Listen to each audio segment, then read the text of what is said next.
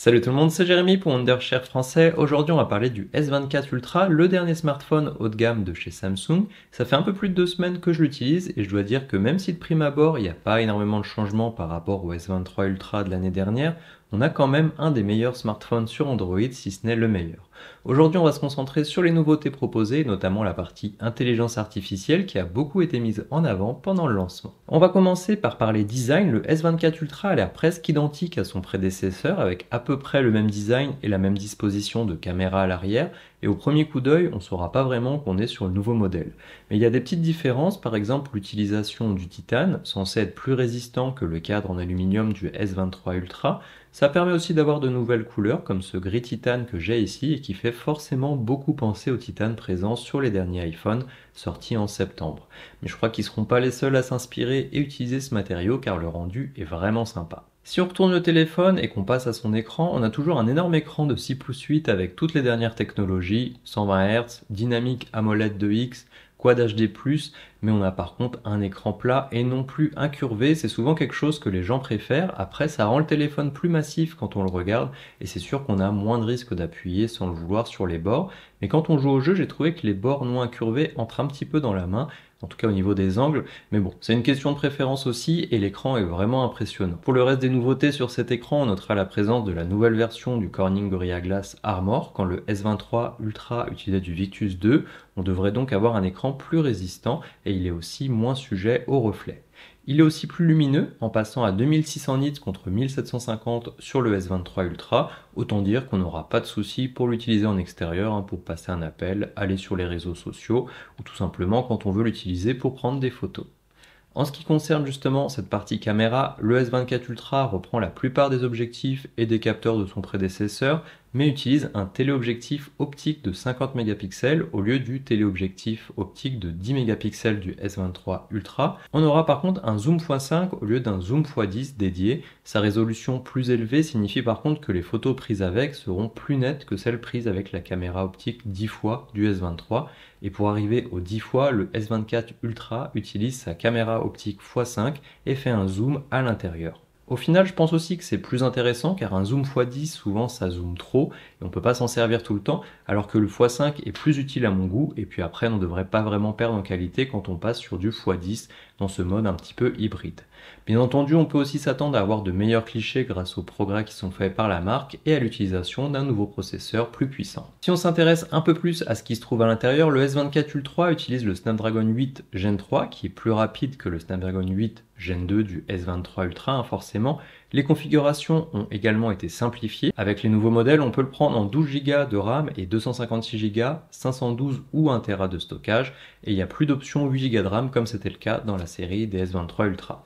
Le S24 Ultra dispose également d'un système de refroidissement amélioré avec une chambre à vapeur 2 fois plus grande et 2 couches supplémentaires d'isolation thermique. Donc on peut s'attendre à ce qu'il maintienne des cadences et des températures de fonctionnement meilleures lors des tâches gourmandes comme le jeu. Je vous affiche les différents benchmarks que j'ai pu avoir sur AnTuTu, Geekbench ou encore 3Dmark et sans surprise les scores sont en haut du classement. J'ai pu jouer aussi à PUBG ou Call of Duty Mobile. Je vous montre rapidement les settings pour Call of Duty justement, mais on peut jouer aussi dans de très bonnes conditions sur des jeux gourmands comme Genshin Impact par exemple. On n'est pas sur un smartphone dédié au gaming, mais on en est vraiment pas loin et je pense que la plupart des gens seront plus que satisfaits des performances. Au-delà d'avoir de gros chiffres et de jouer aux jeux vidéo, ce nouveau processeur permet aussi d'utiliser l'intelligence artificielle directement sur le téléphone sans forcément devoir utiliser les serveurs de la marque et avoir une connexion internet. Et c'est là la grosse nouveauté de ces appareils qui a été beaucoup mis en avant, Galaxy AI. Ces fonctions sont d'ailleurs aussi disponibles sur le S24 et S24 Plus et on vous a préparé tout un tas de vidéos sur la chaîne TikTok Wondershare Tech pour détailler ces différentes fonctions. Le lien est dans la description. Mais si on garde les fonctions principales et les plus intéressantes, on pourra penser à Cycle to Search qui vous permet de tracer une zone sur votre écran avec votre stylet ou votre doigt pour que votre téléphone recherche ce que vous avez encerclé sans jamais devoir quitter l'application dans laquelle vous vous trouvez. C'est bien pratique quand on scrolle sur les réseaux sociaux pour rechercher quelque chose comme identifier des monuments sur les photos de voyage que votre ami vous envoie ou essayer de retrouver un objet que quelqu'un utilise dans un post sans qu'il y ait de lien pour aller vers cet objet. Ça fonctionne très facilement. On peut aussi utiliser les capacités d'IA générative en photo pour déplacer ou supprimer certains éléments, agrandir des photos au-delà de leur limite d'origine ou corriger l'inclinaison d'une image, puis utiliser l'intelligence artificielle pour remplir les arrière-plans et les zones vides, des choses qu'on retrouve sur de vrais logiciels de retouche photo payants comme Photoshop, et là c'est directement disponible et utilisable très facilement. On peut aussi s'en servir pour faire des résumés de prises de notes ou d'articles trouvés en ligne. On peut aussi convertir des notes audio au format texte. Pas mal de choses pour gagner du temps finalement, mais pour la partie la plus impressionnante, pour moi, ça reste la traduction en temps réel pendant les appels. On va pouvoir dialoguer avec une personne dans une autre langue, soit en gardant sa propre voix, puis la traduction ensuite, ou même en remplaçant directement sa voix, ce qui est quand même impressionnant que ça soit possible avec un smartphone, et tout ça sans coût supplémentaire, en tout cas pour le moment. Certaines de ces fonctionnalités d'IA générative peuvent être traitées localement, comme la traduction en direct, tandis que d'autres nécessitent l'envoi de demandes vers le cloud. Le S24 Ultra a une option dans ses paramètres pour justement exiger que les demandes, tout ce qui est lié à l'intelligence artificielle, soient effectuées sur l'appareil, ce qui aide à garder le côté confidentiel de ce que vous demandez. Alors il y a quand même des points à prendre en compte, c'est que Samsung a annoncé que ces fonctionnalités d'intelligence artificielle arriveront sur certains téléphones existants, notamment les S23 dans le futur, à voir quand ça sera le cas, et si toutes les fonctions seront disponibles ou pas, et si elles seront faites directement sur les téléphones, s'ils sont assez puissants, ou via le cloud, sachant que le processeur du S24 Ultra est censé être justement adapté à ça.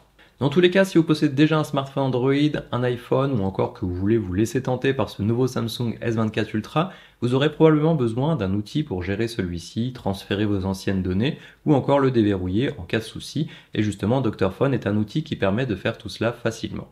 Dr Phone, c'est un outil de gestion pour smartphone qui fonctionne sur PC, Mac et mobile et qui peut vous permettre de retrouver vos mots de passe, récupérer des données, transférer vos données d'un smartphone à un autre, comme les conversations WhatsApp par exemple, qui sont pas évidentes à transférer d'un iPhone à Android et vice versa, en tout cas en temps normal. Alors c'est très simple à utiliser et ça peut vous faire gagner pas mal de temps. Je vous laisse regarder sur la chaîne Wondershare français tous les tutoriaux disponibles pour en savoir plus et le lien vers le logiciel se trouve dans la description. Pour terminer, on n'a pas énormément de changements sur ce nouveau modèle et ce qui peut se faire se décider à le prendre ou pas, c'est toutes ces fonctions liées à l'intelligence artificielle qui sont assez impressionnantes, mais personnellement dans mes 2 semaines d'utilisation, j'en ai pas vraiment eu l'utilité. Bien entendu que tout ce qui est lié à la traduction, c'est forcément plus utile quand on est en voyage et quand on a vraiment besoin, on doit vraiment être très content d'avoir ces options-là.